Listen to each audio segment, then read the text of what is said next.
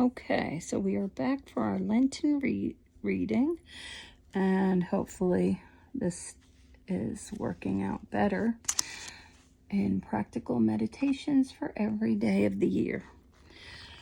And we are on the first week of Lent, Friday.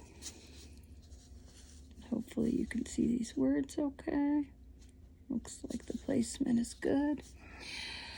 Jesus led from the house of Annas to the tribunal of Caiaphas. To imagine I see Jesus in the midst of the soldiers, bound and led like a criminal in the city of Jerusalem. Beg for constancy and a continual increase of generosity in the service of God. Point 1.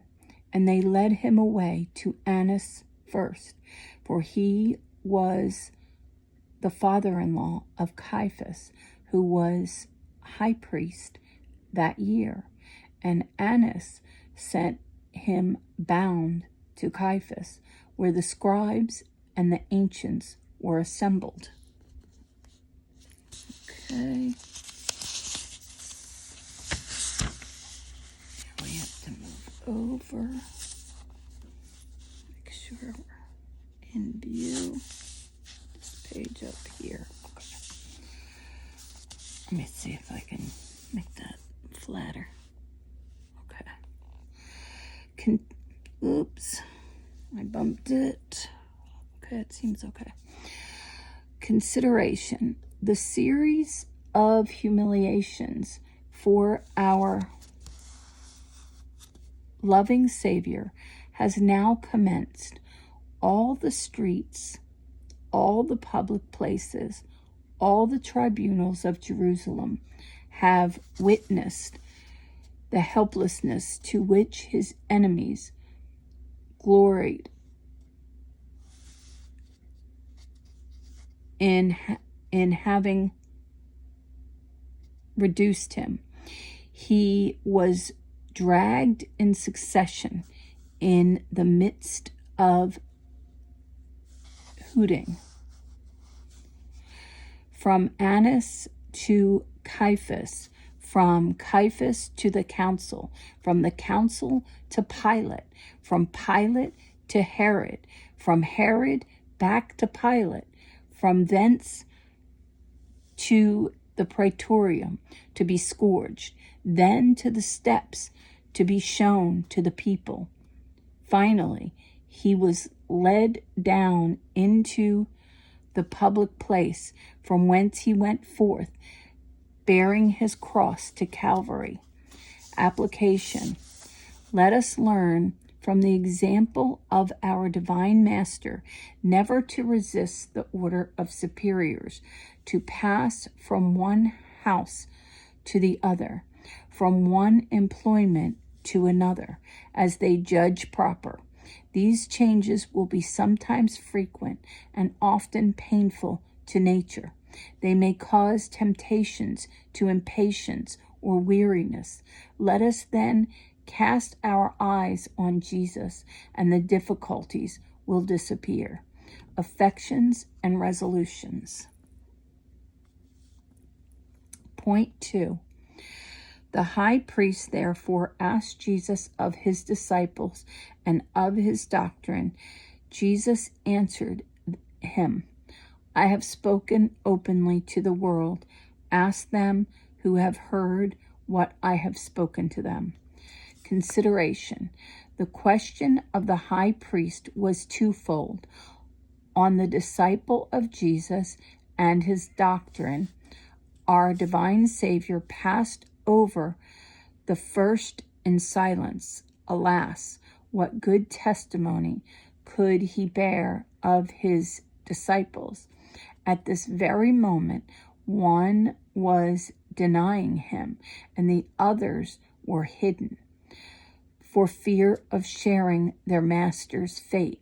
He loved them too much to blame them. He was silent. As to his doctrine, the questions put to him were dictated by malice, by the secret desire of this page down to here. Okay, it looks like it's good. The secret desire of finding a pretext for blame and condemnation. Jesus contented himself by appealing to public testimony. Looks like it got moved a little. Hold on. Okay. Showing plainly that he knew their guilty intentions, and that he had nothing to fear from a severe but just examination of all that he had said and taught. Our divine Master gives us an example of silence when we cannot speak well of our neighbor, unless